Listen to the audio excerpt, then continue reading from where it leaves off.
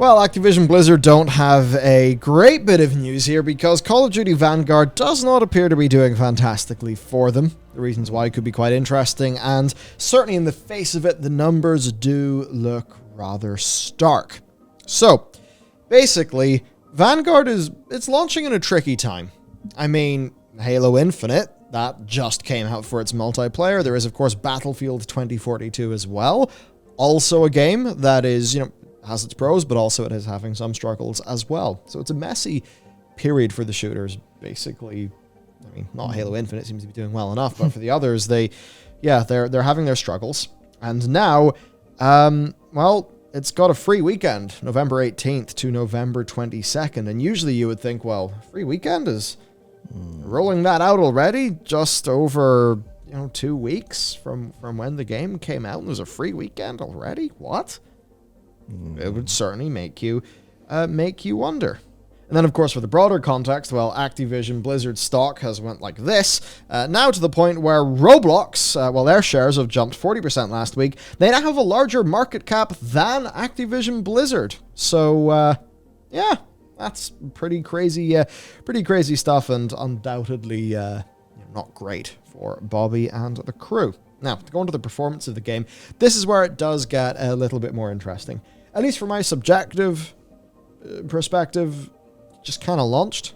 I didn't massively notice things. It felt like there was relatively little fanfare, but that's probably just an individual bubble thing. When you break it into some numbers, though, well, there is data from GSD that is saying that Vanguard had a UK launch that, in terms of sales, was down over 40% against last year's premium entry, which was Black Ops Cold War. Now, even with that said, it was still the second largest launch of any game this year. FIFA 22 did beat it, and it currently is on top of the physical sales charts. Not that physical is really that important anymore. Now, building on these figures, Video Games Chronicle claim that it's actually had the worst launch of a Call of Duty in 14 years, which is quite bad because that also includes Call of Duty Ghosts. Remember that. So apparently only the original Call of Duty 4 Modern Warfare sold fewer copies during its 2007 launch week. And of course, Call of Duty was a far smaller franchise at that period in time. Quite wild, and when you compare to some of the other games, well, you've got Black Ops being the strongest launch in the UK. Vanguard reportedly sold nearly 200% fewer copies in its earlier week. And, even the franchise outliers like Ghosts and Infinite Warfare, Vanguard apparently is failing to measure up there. Now, it's worth saying that UK sales is not, it is not everything.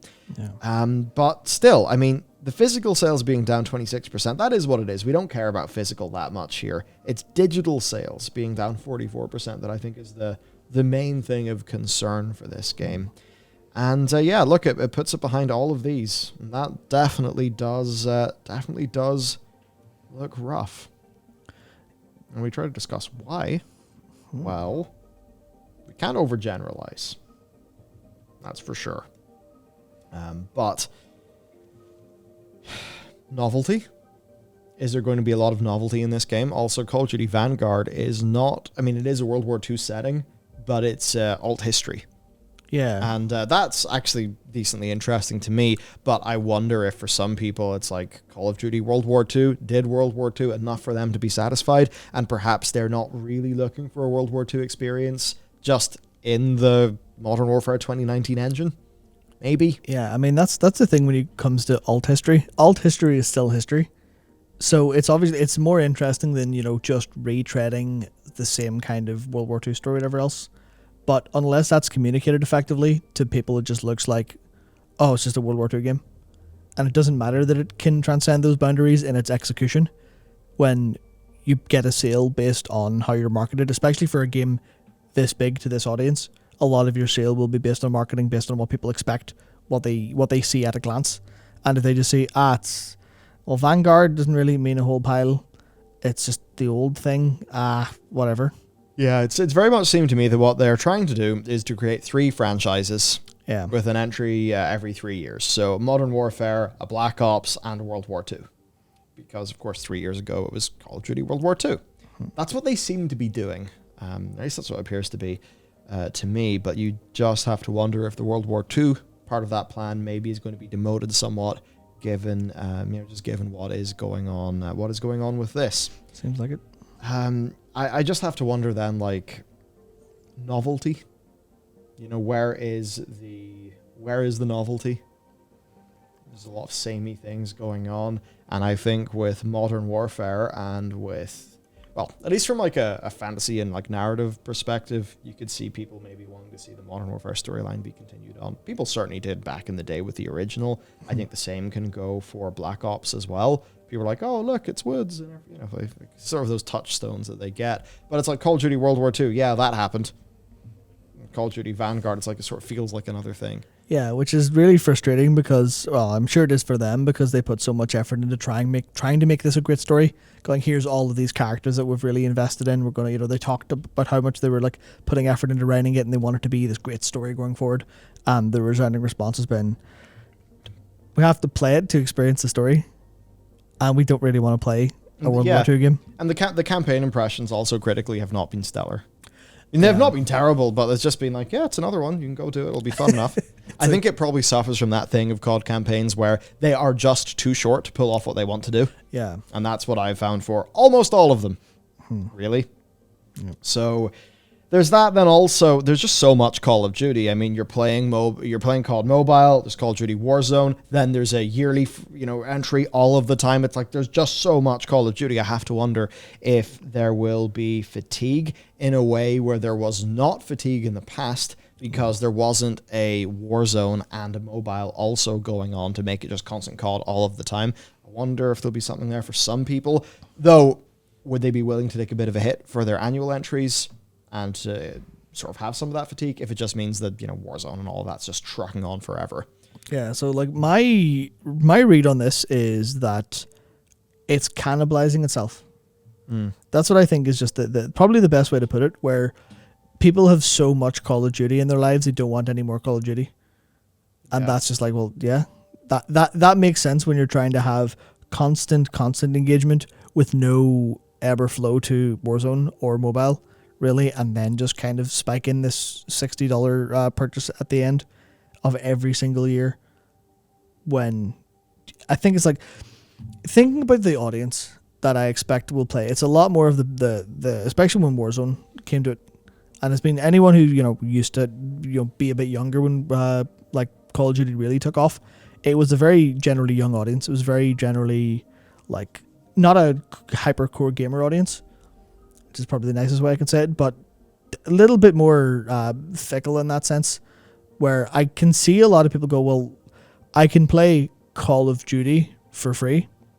Why would I buy it to play it? Where's the actual value proposition in Vanguard? And it just, to that audience, I don't think it exists whatsoever. I think there's just some people who, the zombies might not do it for them. Yeah. The campaign, they're not that interested in. And the arcade shooter bit, they maybe are just going to feel like they've done that. And now the player trend has moved on to Battle Royale, and they're just more interested in the Battle Royale. So most of the COD experience that they want now is actually just free. Yeah. Maybe more people are just satisfied with that. Yeah. So it's almost the case of, like, we always talk about how, the Sony versus Xbox thing kind of keeps pushing against each other, where Xbox is giving you all this value, and Sony are giving you, extreme value, but at a high price point individually with big marketing around it. And it feels like Activision's doing both of those at the same time to themselves. So they're almost fighting in this same franchise, which is interesting that it's turning out that way. Where it's like, I don't know, it feels like they've not really understood the business model all that well. I mean, obviously they clearly are going to try, but it feels like they're trying to do the Marvel thing or the Disney thing, but without understanding the actual business models of games and how that compares to the experience of everyone going to watch movies and watch TV shows at home. That's what I feel like. I think just overall fatigue.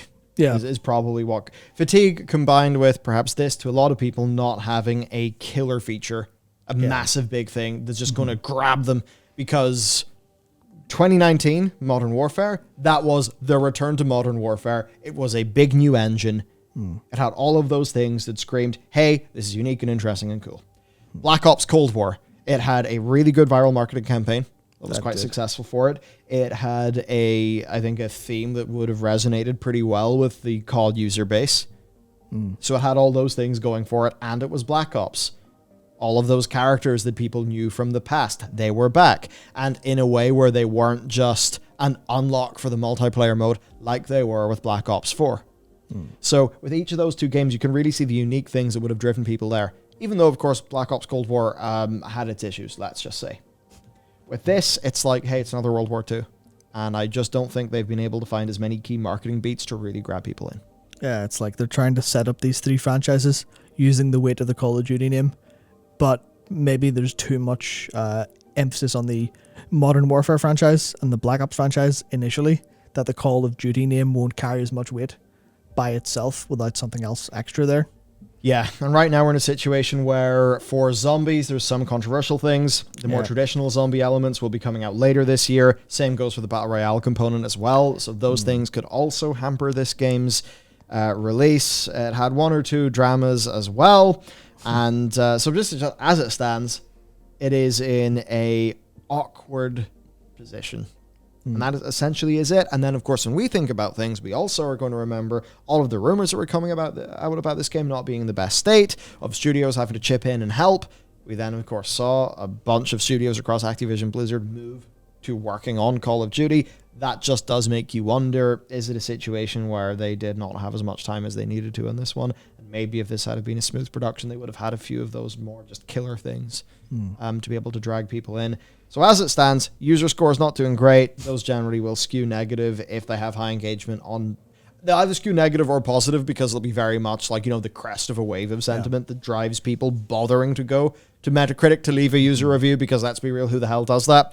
The Metascore, though, it's not been particularly high. Yeah. Yeah, so we're just going to have to wait and see. What I would say is overall, though, does this end up being a crack in the business model? Activision has hyper-optimized around Call of Duty being absolutely the thing that it focuses on. So any sustained downturns to the Call of Duty franchise will they'll have I would say in any other case, like an outsized impact on the company's outlook.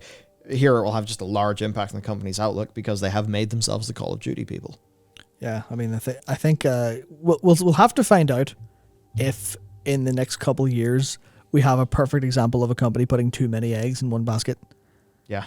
Because it's a thing where Call of Duty as a name, maybe if they had the Modern Warfare franchise divorced of the Call of Duty name and the Black Ops franchise divorced of the Call of Duty name, then they'd be fine. But if this doesn't do extremely well and sentiment on the overall franchise is down, then is there a chance that impacts other elements of the franchise going forward? Likely small, but especially as far as what business people and the investors are going to think of the Call of Duty name, it's just going to be a bit smaller now. It's like, if Rockstar have a bit of an issue with their next GTA or Red Dead, well, they still have GTA Online doing really well. They still have sports games that are doing really well. Mm-hmm. Whereas you look at Activision and they don't have... they have Blizzard existing. Yeah.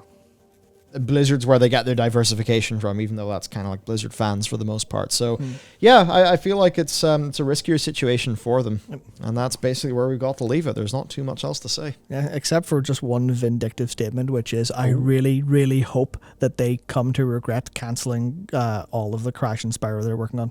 I hope they regret it. And I hope this is why they regret it. Fair enough. I can thumbs up that one. So...